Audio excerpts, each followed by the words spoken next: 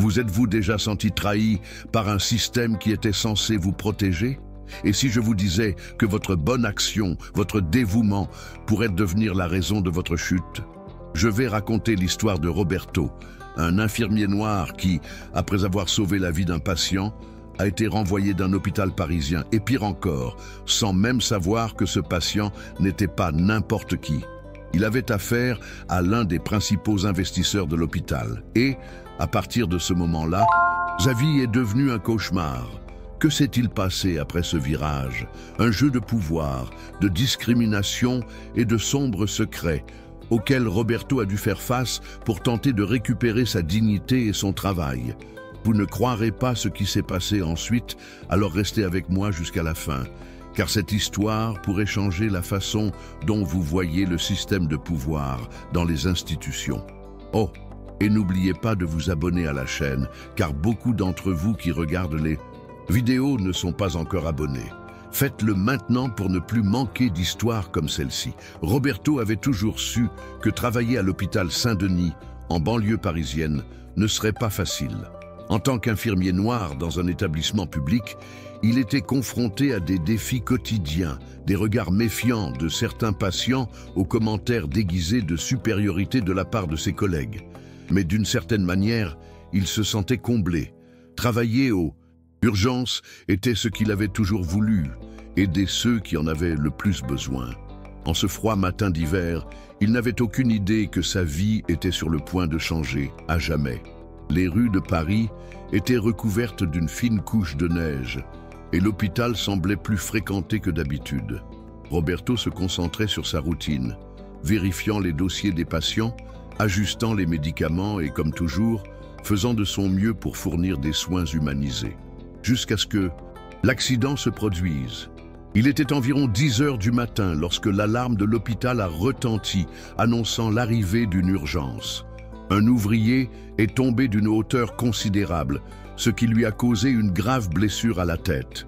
Roberto courut aux urgences, ses chaussures en caoutchouc faisant un bruit étouffé dans le couloir blanc et lumineux.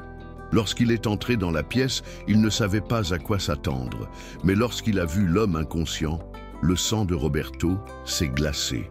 Il a rapidement pris en charge la situation, contrôlant la panique de l'équipe et effectuant des procédures de réanimation. Les machines émettaient des bips et il dirigeait calmement tous les mouvements. C'était ce qu'il faisait de mieux. La pression dans sa poitrine augmentait à chaque seconde qui passait, mais il savait que s'il n'agissait pas rapidement, cette vie serait perdue là, sous ses yeux. C'était un jeu rapide d'adresse et d'instinct. Lorsqu'il réussit enfin à stabiliser le patient et à l'emmener aux soins intensifs, un soupir de soulagement s'échappa de ses lèvres. Le pire semblait être passé, mais il ne savait pas qu'il ne s'agissait pas d'un patient ordinaire. Lorsque Roberto a quitté l'unité de soins intensifs, il a ressenti un sentiment d'accomplissement, mais aussi le poids de savoir que quelque chose n'allait pas. Il savait que sauver des vies était la partie du travail qui le touchait le plus. Mais cette urgence avait été étrange d'une manière subtile. Quelque chose qu'il ne pouvait pas expliquer. À ce moment-là, il ne pensait plus à la question, se concentrant sur d'autres tâches de la journée, mais une ombre d'inquiétude planait dans son esprit. Le patient, bien qu'entre de bonnes mains, avait quelque chose dans ses yeux qui traduisait une peur silencieuse, presque de l'appréhension. Roberto essaya de repousser ses pensées. Ce qui comptait désormais, c'était le bien-être de l'homme, et il ne pouvait pas laisser ses émotions interférer avec sa mission de prendre soin des autres. Cependant, alors qu'il se préparait pour le quart de nuit, il a reçu un visiteur inattendu. Il était environ 16 heures lorsque le directeur de l'hôpital, le docteur Moreau, l'a appelé dans son bureau. Roberto le connaissait depuis des années. Le médecin avait un sourire énigmatique et semblait toujours entouré d'une aura d'autorité qui intimidait même les plus expérimentés. En entrant dans la pièce, Roberto remarqua que l'atmosphère était différente.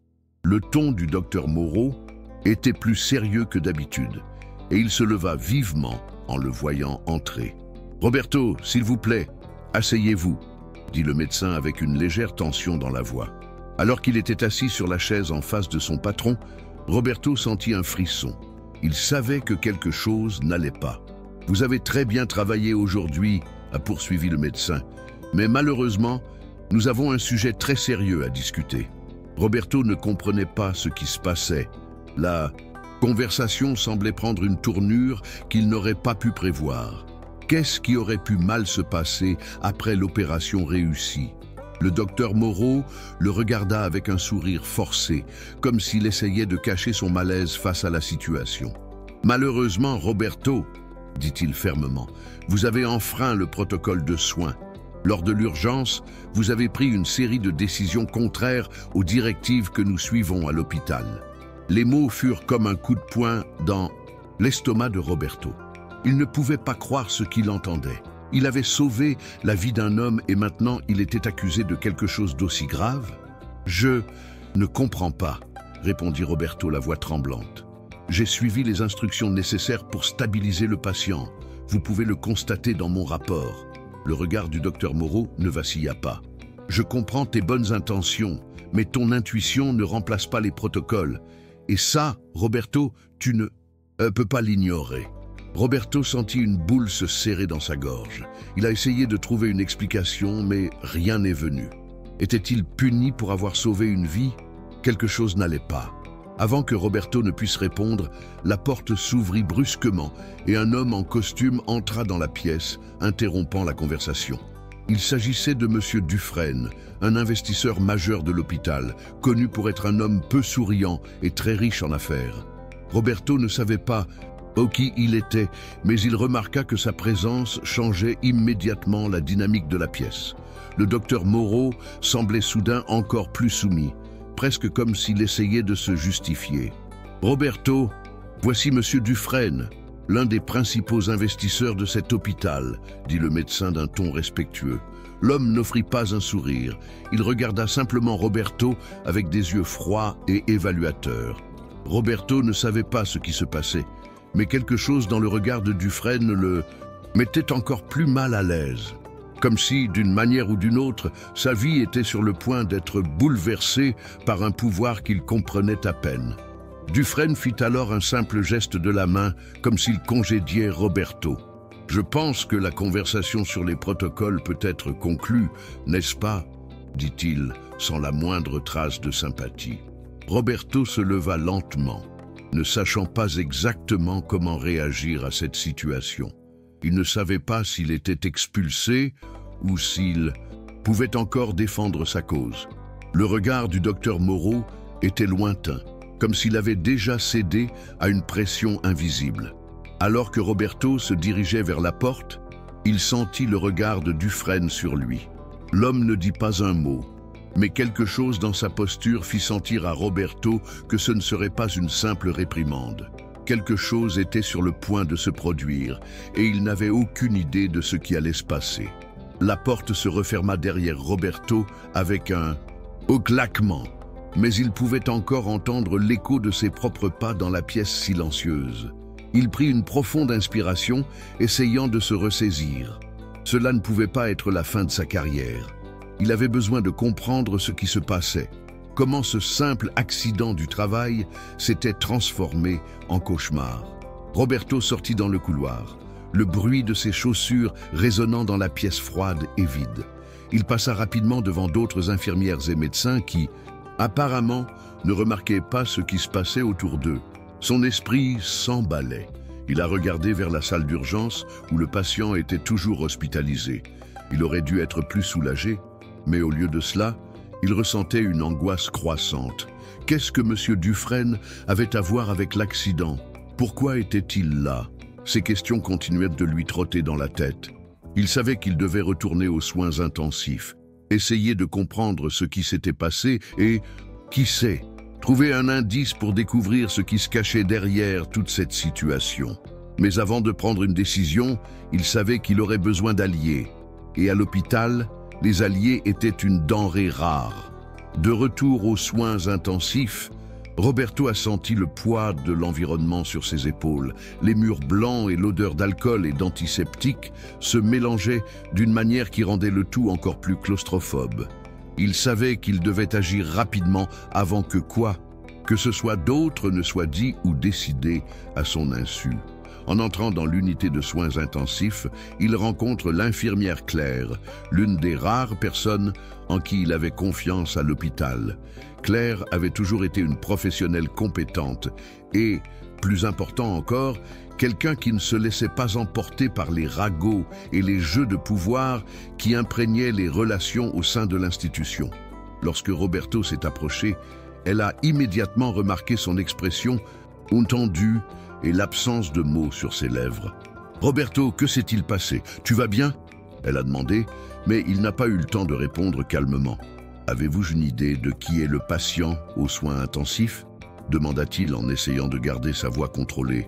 Mais le ton urgent était clair. Claire hésita un instant, comme si elle savait que quelque chose n'allait pas, mais choisit de ne pas le remettre en question. C'est un monsieur nommé Henri Dufresne. Ce n'est pas n'importe quel patient, c'est l'un des principaux investisseurs de l'hôpital. Roberto ressentit un choc. Cela ne pouvait pas être une coïncidence. C'était le même Dufresne de la chambre du docteur Moreau. La révélation tomba sur Roberto comme un seau d'eau froide. Henri Dufresne, l'investisseur qui contrôlait une grande partie de l'hôpital, était la clé du mystère. Roberto soupçonnait déjà que quelque chose n'allait pas, mais maintenant il comprenait. Ce qu'il ne savait pas, c'était comment gérer cette information. Si Dufresne était effectivement l'homme puissant derrière tant de ressources de l'hôpital, Roberto se trouvait dans une position extrêmement délicate. Il devrait être prudent, sinon il pourrait perdre tout ce qu'il avait construit au fil des ans. Ses pensées étaient dispersées, mais une chose était claire, il devait trouver un moyen de renverser la situation. Le problème était qu'il savait que ce serait plus difficile que de simplement parler au docteur Moreau ou à tout autre supérieur. Dufresne avait des alliés et personne ne voulait entrer en conflit avec l'homme qui contrôlait les investissements. « Claire, » dit Roberto d'un ton décisif, « j'ai besoin que tu fasses quelque chose pour moi. Peux-tu accéder aux informations du patient, au dossier de Dufresne ?» Elle le regarda, surprise par la demande. Mais Roberto pouvait dire que sa détermination commençait à la contaminer. « Je vais voir ce que je peux faire », répondit-elle, avant de quitter rapidement la pièce, sans poser beaucoup de questions. Roberto savait qu'il devait agir rapidement, mais il devait également être préparé à ce qui allait arriver. Pendant que Claire partait chercher les informations dont il avait besoin, Roberto était laissé seul avec ses pensées, essayant d'élaborer un plan. Il savait que s'il voulait sauver sa carrière et peut-être découvrir ce qui se passait réellement à l'hôpital, il devrait agir avec ruse. Il regarda dans le couloir, où les lumières froides se reflétaient sur le sol carrelé, et se sentit étrange, comme s'il était observé à chaque pas.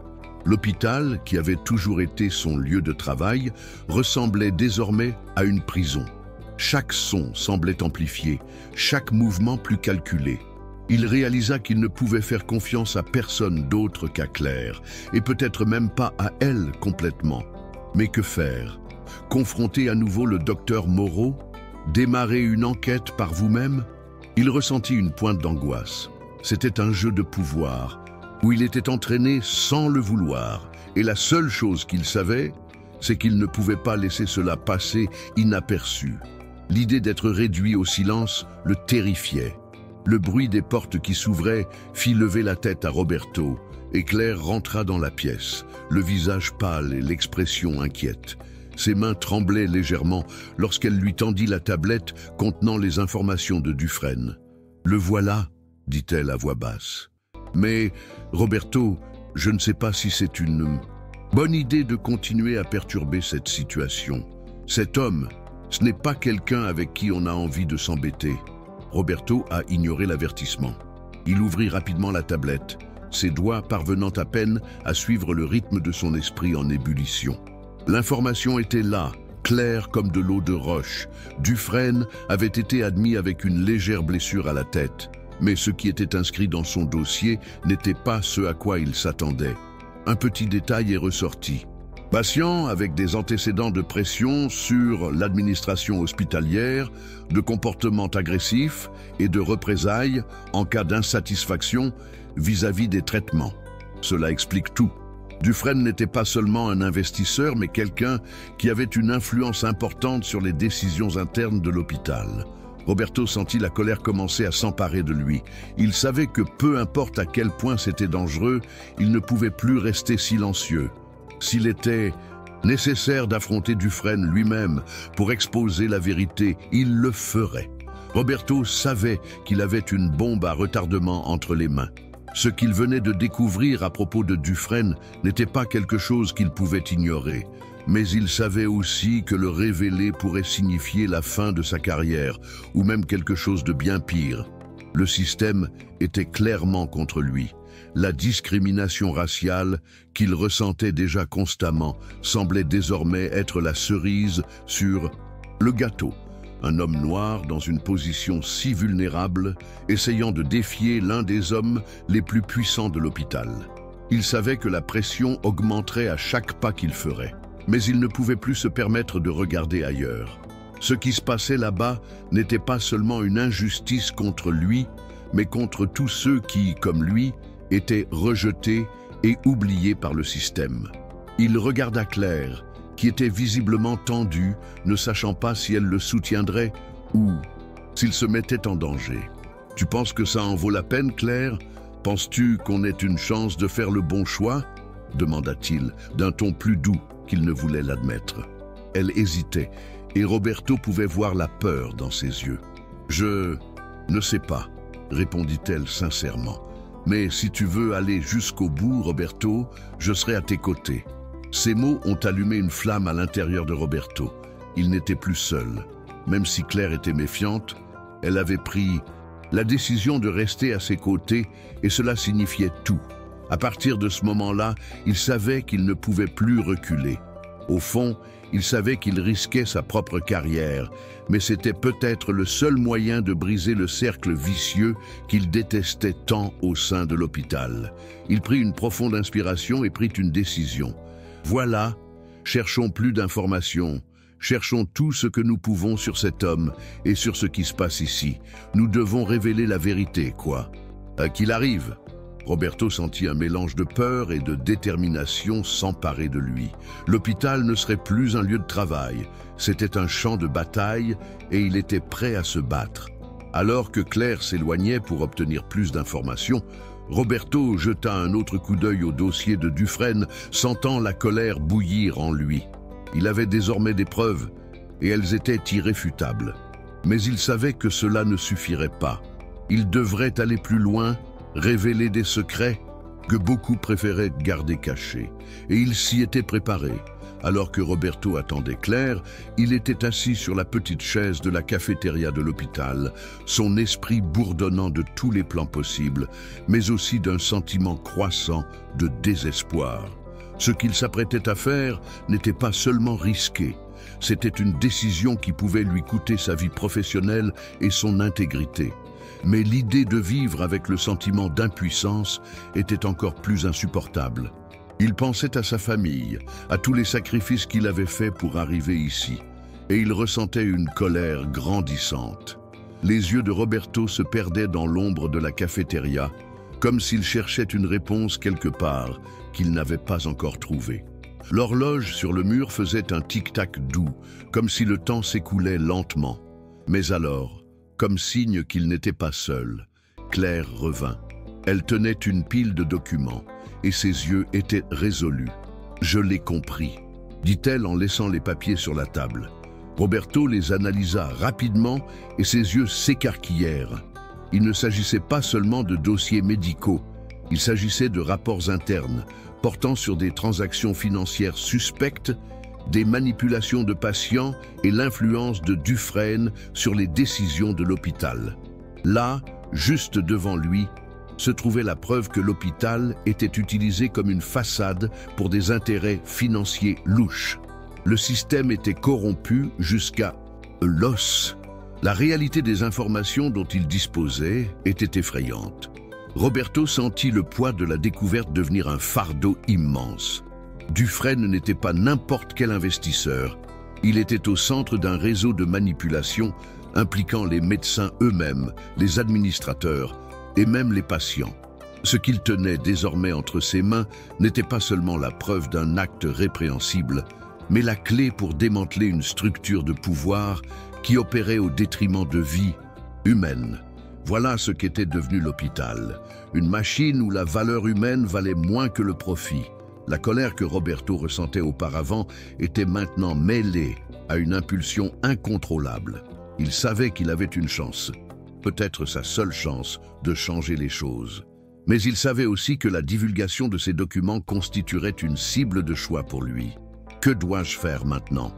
Dénoncer Dufresne et le système corrompu qui l'a soutenu, même en connaissant les conséquences, ou alors rester simplement silencieux et continuer votre vie en regardant tout se détériorer autour de vous? Le dilemme lui serrait le cœur. La peur d'être vaincu n'était rien comparé à la peur de vivre une vie sans but. Il releva enfin la tête, regardant Claire avec une détermination renouvelée. « Allons-y, dévoilons tout. Ils doivent connaître la vérité. » La décision a été prise. Roberto et Claire savaient qu'il n'y avait pas de retour en arrière. Ils avaient les épreuves, et maintenant, tout ce dont ils avaient besoin était le courage d'avancer. Il était trop tard pour hésiter, et toute action future dépendrait de leur rapidité d'action. Ils ont passé les heures suivantes à examiner les documents, à prendre des notes et à tout organiser clairement.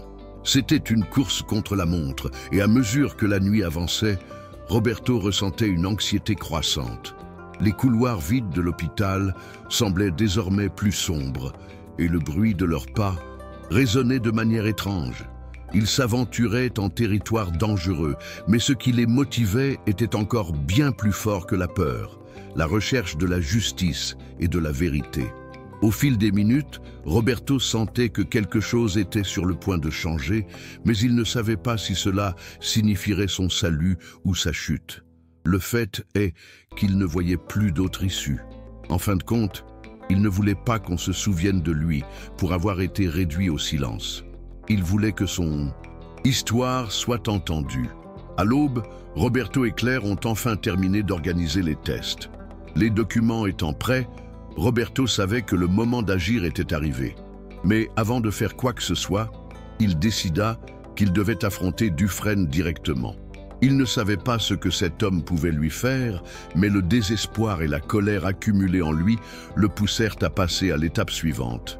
Il savait que ce serait un risque énorme, mais il avait besoin de comprendre l'ampleur le pouvoir de Dufresne. Et peut-être, s'il avait de la chance, pourrait-il faire en sorte que Dufresne lui-même révèle par inadvertance ce qu'il essayait vraiment de cacher. Roberto a appelé le numéro d'urgence de l'hôpital, demandant à parler directement à M. Dufresne. L'opératrice a hésité, mais a accédé à la demande. Lorsque la voix grave de Dufresne répondit au téléphone, Roberto sentit la tension monter dans sa poitrine. « Dufresne, dit-il fermement, il faut qu'on parle. Je sais ce qui se passe, et si tu ne m'écoutes pas maintenant, ce sera trop tard pour nous tous. » Il y eut un silence absolu à l'autre bout du fil, et pendant un instant, Roberto se demanda s'il n'avait pas fait une erreur en affrontant Dufresne si directement. La tension dans leur respiration semblait se propager dans l'air, et Roberto pouvait sentir l'intensité de la conversation sur le point de commencer. Finalement, la voix de Dufresne retentit, basse et contrôlée, comme toujours. « Pensez-vous avoir un contrôle, infirmière ?» dit-il d'un ton plein de dédain. « Tu ne sais rien de ce qui se passe ici. » Roberto sentit un frisson, mais il resta ferme. « J'en sais assez pour détruire tout ce que vous avez construit. J'ai vu les documents, Dufresne, et je sais que de nombreuses personnes sont impliquées dans cette affaire. Ce qui se passe dans cet hôpital n'est pas qu'une erreur de protocole, et je vais m'assurer que la vérité soit révélée. » La menace était claire, et Roberto savait que ce qui allait se passer était dangereux. Cependant, il ne pouvait plus revenir en arrière. La colère et l'injustice qu'il avait ressentie tout au long de la journée l'avaient amené à ce point, et il savait que la seule façon de retrouver un peu de dignité était d'affronter de front ce système corrompu. Dufresne rigola doucement, mais Roberto pouvait entendre la tension dans sa voix. « Tu crois vraiment pouvoir faire quoi que ce soit avec ces papiers? Tu me menaces avec une carte que tu ne peux même pas utiliser, Roberto. Tu ne connais pas les forces qui me soutiennent. » L'infirmière resta silencieuse un instant, réfléchissant à ses paroles. « Je ne te menace pas, Dufresne, » répondit-il calmement. « Je te donne juste une chance de t'en sortir sans complication. Les preuves sont là, et tu sais ce qui est en jeu. Si je porte l'affaire aux autorités, ton réseau de manipulation sera démantelé. » Roberto sentit son cœur battre plus vite. Il savait que la conversation était sur le point de s'intensifier. Dufresne n'était pas homme à reculer facilement, mais il savait aussi qu'il jouait sa dernière carte. La vérité était à sa portée, et il ne laisserait pas passer cette opportunité. Dufresne prit une profonde inspiration, et le silence qui suivit fut chargé d'une tension palpable. Roberto savait que l'investisseur analysait ses paroles, calculant s'il pouvait perdre ou gagner quelque chose d'autre à cause de cette menace. Le temps semblait s'éterniser et Roberto avait l'impression que chaque seconde durait une éternité. Finalement, Dufresne parla, sa voix plus froide qu'avant. « Tu t'engages dans quelque chose que tu ne comprends pas, Roberto. Je pourrais détruire ta vie professionnelle en un clin d'œil, mais pour être honnête, tu as du cran, je respecte ça. » Roberto essayait de garder une voix ferme, mais le sentiment d'être manipulé le dérangeait. « Alors, pourquoi ne me donnes-tu pas l'occasion de faire ce qui est juste? Il est temps que tout le monde sache ce que tu as fait ici. » Mais avant qu'il puisse en dire plus, Dufresne l'interrompit, cette fois avec un rire sombre. « Tu crois que ce que je fais est aussi simple que tu le penses. Tu as affaire à un système qui dépasse de loin ta compréhension. Et maintenant, tu es impliqué, Roberto. Tu n'as plus de retour en arrière possible. » Roberto sentit un frisson lui parcourir l'échine. Il avait joué ses dernières cartes, mais il semblait que la partie était loin d'être terminée. Et quelque chose dans son intuition lui disait que les paroles de Dufresne n'étaient pas une simple menace en l'air. Lorsque l'appel fut interrompu, Roberto sentit un poids encore plus grand sur ses épaules. Il était désormais au point de non-retour, mais en même temps, il y avait quelque chose d'étrange dans son esprit. Si Dufresne était vraiment aussi puissant qu'il le laissait entendre, Roberto aurait été en danger depuis longtemps. Le simple fait qu'il ait encore les preuves entre ses mains suggère qu'il avait encore, d'une certaine manière, un certain contrôle sur la situation. La colère que je ressentais face à l'injustice a été remplacée par un besoin urgent d'agir. Il ne pouvait pas simplement attendre que Dufresne le menace à l'improviste. Il devait être plus intelligent que l'investisseur. Il ne s'agissait pas seulement de révéler la vérité sur les pratiques illicites à l'hôpital. C'était aussi pour se protéger. Alors qu'il réfléchissait à ses options, Roberto se souvint d'une conversation qu'il avait eue des années auparavant avec l'un des médecins les plus âgés de l'hôpital, un homme plus expérimenté nommé Dr Laurent, qui, malgré son âge, était toujours actif dans certains cas internes. Peut-être était-il la clé pour faire tourner ce match en leur faveur. Sans perdre plus de temps, Roberto se rendit au cabinet du docteur Laurent. L'hôpital était plus vide à cette heure-ci. Les lumières dans les couloirs vacillaient doucement, créant une atmosphère sombre et presque déserte. Idée sentait chaque pas comme un poids. Chaque battement de son cœur pulsait dans ses oreilles. Arrivé au bureau de Laurent, il prit une grande inspiration avant de frapper à la porte. La voix du docteur, douce et âgée, résonnait de l'autre côté. « Entre, Roberto !» Le médecin était assis derrière son bureau, son expression sérieuse mais pas hostile. Roberto s'est assis et, sans tourner autour du pot, est allé droit au but. « Docteur Laurent, vous connaissez Henri Dufresne, n'est-ce pas ?» L'homme le plus âgé haussa les sourcils et fit un léger signe de tête. « Oui, c'est vrai, mais tu t'associes à un homme dangereux, Roberto. » Roberto n'a pas hésité. « Je le sais, mais les apparences sont trompeuses. J'ai des preuves que Dufresne manipule l'hôpital, et il existe un réseau de corruption qui doit être dénoncé. J'ai besoin de votre aide pour faire avancer les choses. » Le silence dans la pièce était profond. Le docteur Laurent le regarda quelques secondes, comme s'il méditait chaque mot. Finalement, il soupira. « Tu es courageux, mon garçon. Je n'aurais jamais cru voir un jour comme celui-ci, mais tu n'es pas seul. Si tu veux avancer, je t'aiderai. Mais fais attention. Dufresne a le bras très long. » Le soulagement que Roberto ressentit en entendant ces mots était comme un poids enlevé de ses épaules. Le docteur Laurent, malgré son âge, avait encore des contacts influents et comprenait beaucoup plus de choses sur l'hôpital que quiconque pouvait l'imaginer. Roberto n'était plus seul dans ce combat. Avec l'aide de Laurent, ils ont commencé à travailler ensemble, à rechercher plus d'informations et à créer un réseau de soutien. Le plan était risqué, mais Roberto pensait que c'était le seul moyen de garantir que la vérité soit entendue. Ils ont commencé à rassembler d'autres médecins et infirmières qui, comme Roberto, étaient fatigués de voir comment l'hôpital était exploité et manipulé pour servir les intérêts financiers de quelques-uns. La tension dans les couloirs était palpable, et Roberto savait qu'à tout moment, Dufresne pouvait agir pour neutraliser toute tentative de révéler ses secrets. Mais il n'avait plus peur. Il était devenu partie intégrante de quelque chose de plus grand que lui, et cela lui donnait une force inattendue. La vérité, pensait Roberto, est quelque chose qui ne peut pas être tue pour toujours. Avec le soutien du docteur Laurent, Roberto a commencé à élaborer un plan plus audacieux. Il savait que la seule façon de garantir que les preuves parviennent aux autorités sans que Dufresne puisse les empêcher était d'agir rapidement. À chaque pas, la tension augmentait et le sentiment d'être observé le rendait encore plus alerte. Mais il y avait quelque chose en lui, une force qu'il ne savait pas posséder, qui le poussait sans cesse en avant. Il a commencé à contacter des journalistes d'investigation et des avocats qui pourraient l'aider à révéler l'histoire. C'était risqué, bien plus que tout ce qu'il avait fait auparavant. Mais il n'y avait pas d'autre option. La situation dépassait le simple cas de licenciement abusif. C'était une question de justice pour tous les employés qui, comme lui, avaient été traités comme des pièces jetables dans un système corrompu. Les informations qu'il avait recueillies avec Claire étaient dévastatrices. Il savait que si ces preuves tombaient entre de bonnes mains, un réel changement pourrait survenir.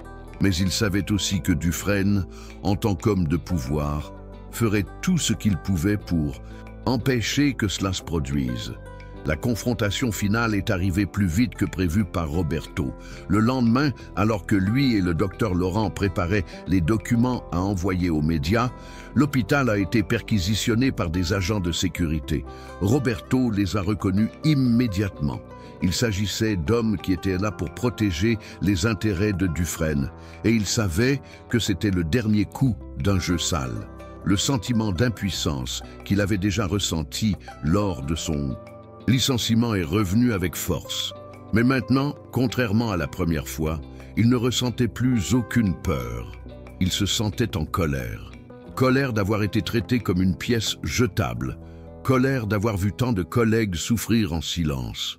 Lorsque les gardes de sécurité l'ont encerclé, il savait ce qu'il devait faire. « Je ne te laisserai pas faire ce que tu veux ici », dit-il d'une voix ferme. Il a pris son téléphone et a appelé les médias. « Je sais ce qui se passe ici, et la vérité éclatera, quoi qu'il arrive. » Le silence de Dufresne en réponse était plus assourdissant que n'importe quel cri. Quelques heures plus tard, l'hôpital était envahi par les journalistes et les caméras. La nouvelle se répandit comme une traînée de poudre. Et bientôt, le cas de Roberto, la corruption au sein de l'hôpital et les crimes de Dufresne furent discutés dans tout Paris. Les tensions à l'hôpital ont atteint leur paroxysme, mais la vérité ne pouvait plus être ignorée. Dufresne a tout essayé pour faire taire la presse, mais le mouvement était déjà en marche, et l'opinion publique était déjà du côté de Roberto. Le processus judiciaire a commencé et la corruption de Dufresne, qu'il avait tant essayé de cacher, a finalement été révélée au grand jour. Roberto, désormais reconnu comme un héros par beaucoup, a vu son histoire racontée partout. Mais ce qui l'a profondément touché, ce n'était pas la célébrité ni les applaudissements. C'est le fait qu'il a réussi à créer un mouvement de changement au sein d'un système qui semblait immuable. Il était devenu la voix de ceux qui ne pouvaient pas parler. Des mois plus tard, Roberto a reçu une lettre de l'hôpital. Il ne s'agissait pas d'une lettre d'excuse ou de regret, mais d'une simple offre de réintégration. Il voulait le récupérer maintenant que le scandale avait été résolu et que des changements étaient en cours dans le système. Roberto regarda la lettre et se demanda un instant s'il devait revenir en arrière. Mais Ensuite, il regarda sa famille, tout ce qu'il avait accompli grâce à sa lutte, et il comprit que son voyage n'avait pas été vain. Il avait fait ses preuves à lui-même. La justice, bien que difficile et douloureuse, avait prévalu. Il a affronté un système corrompu et en est sorti victorieux. Même sans retourner à l'hôpital, Roberto savait que la véritable victoire résidait dans le courage de révéler la vérité et de se battre pour quelque chose de plus grand que lui-même.